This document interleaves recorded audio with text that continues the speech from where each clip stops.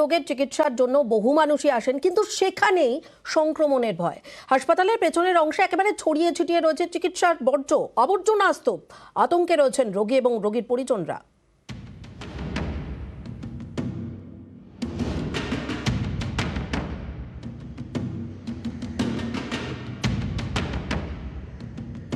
ব্যবহার করা surgical gloves, catheter এসবই ছড়িয়ে ছিটিয়ে পড়ে রয়েছে হাসপাতাল চত্বরে।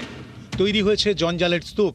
এই ভয়ঙ্কর ছবি খাস কলকাতার হাসপাতালের বেলেঘাটা আইডির, যেখানে সংক্রামক রোগের চিকিৎসা হয়, সেখানেই সংক্রমণের ভয়। আমার মাসিকে নিয়ে এসেছি হসপিটালে, নোংরা, তারপরে গ্লাভস, ক্যাথেটারাইটিস এসব পড়ে রয়েছে। পরিষ্কার পরিচ্ছন্ন রাখা দরকার আছে, কিন্তু হসপিটালে এরকম নোংরা ভাবা যায় না আর কি। বেলেঘাটা আইডি সংক্রামক রোগের চিকিৎসার জন্য পূর্ব ভারতের অন্যতম বড় হাসপাতাল। এই হাসপাতালের সামনের অংশ চকচকে, কিন্তু পিছনের অংশটি আঁতকে ওঠার মতো। ওয়ার্ডের কার্নিশে ঝুলছে চিকিৎসা বর্জ্য। এসির আউটডোর মেশিনে ঝুলছে ব্যবহার করা গ্লাভস।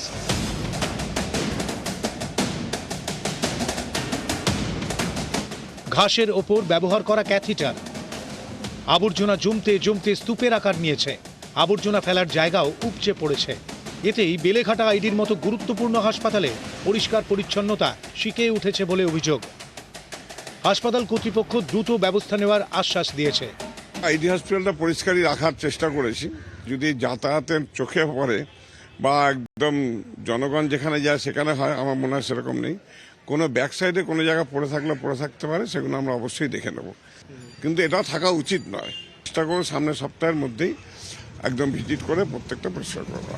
সংক্রামক রোগের জন্য অন্যতম নোডাল সেন্টার বেলেঘাটা আইডি এবং বিজি হাসপাতালের সামনের অংশ দেখলে হয়তো পরিষ্কার ঝা চকচকে মনে হতে পারে, কিন্তু পেছনের অংশে যত্রতত্র পড়ে বায়োমেডিক্যাল ওয়েস্টেজ, আবর্জনা থেকে নোংরা, এবং এর থেকেই পুনরায় সংক্রমণ ছড়াতে পারে, এমনটাই আশঙ্কা রোগী এবং রোগীর পরিবারদের।